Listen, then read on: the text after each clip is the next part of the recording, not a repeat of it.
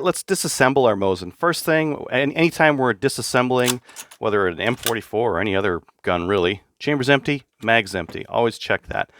To remove the bolt from the rifle, we press down the trigger. That will let us take out the bolt. We'll get back to this later. Next, we need to remove this screw here. Make sure you've got a bit that fits that very well. And then just loosen that guy out of there. That's this one right here. While we're down here, we might as well grab the magazine follower and spring. You can see it's very easy to pull out. Next, flip it over, and we see we've got another flathead screw right there, so we can go ahead and remove that guy. And you can see that that is a longer screw at the rear. Now we should be able to pull this, this bottom metal out. So there's our mag well and trigger guard and all that kind of jazz right in there. Next, we'll have to pull these barrel bands off. So I'm just going to take that bayonet and get it out of the way. I'll remove our dog collar sling. And then we've got these barrel bands and these little keepers here. So if you press those in, you should be able to wiggle these. Oh boy, this one's tight.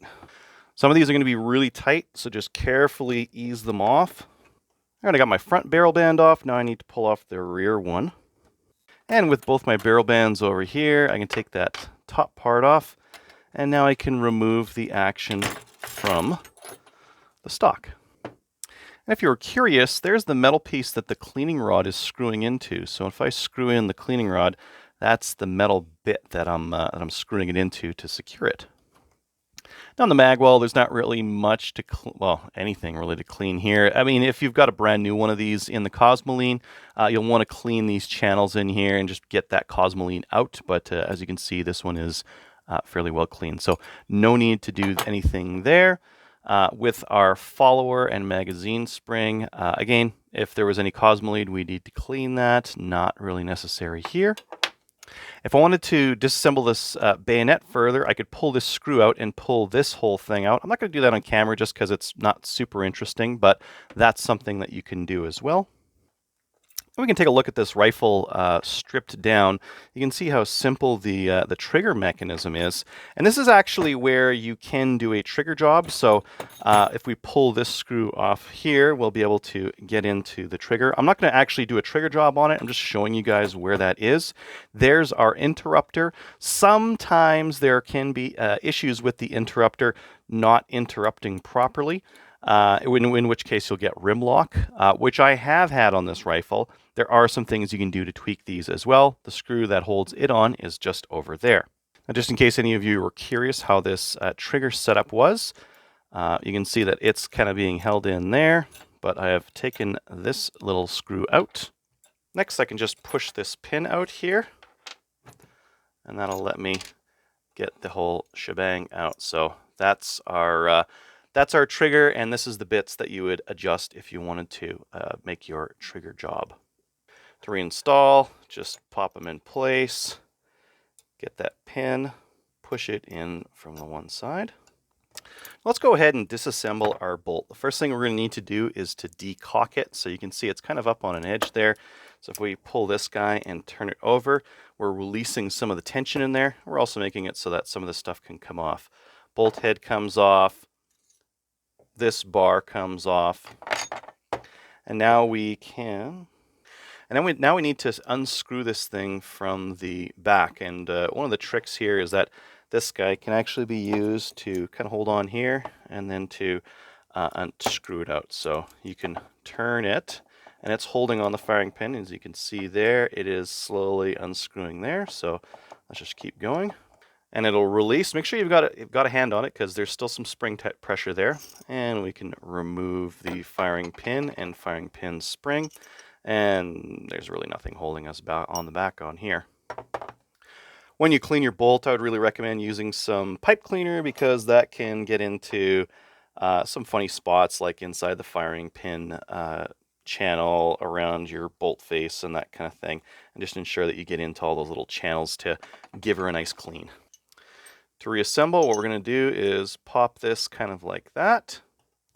And then put our firing pin spring on. Now we're going to have to press and turn at the same time until we feel it catch those threads. You don't want it to like press in, just catch like half a thread and then rip it out. So make sure you're pressing in hard as you're turning it, and you'll start to catch the threads in here. So I'm just going to keep turning this firing pin into the bolt.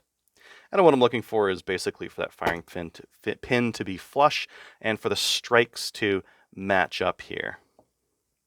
Once it starts getting hard, you can start using this, and that'll just make it a little bit easier to screw the bolt in.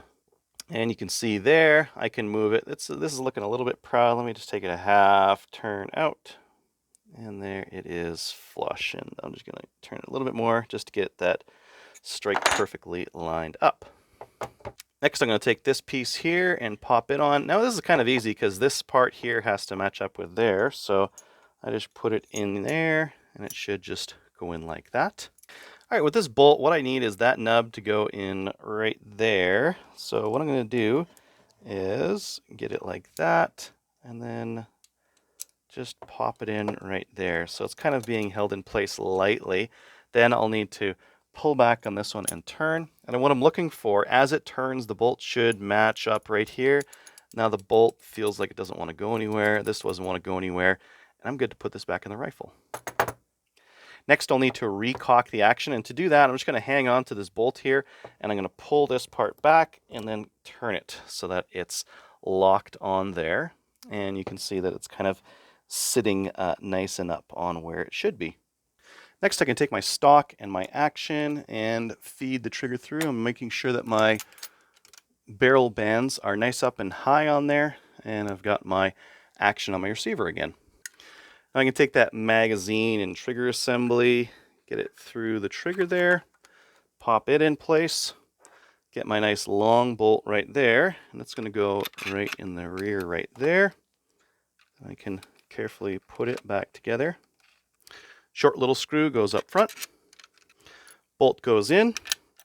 As we're pressing it in, we're pressing the trigger so that it'll let it past. Now it's in. Upper handguard cover goes on the upper handguard. All right, I pulled the cleaning rod off to make the next part a little bit easier.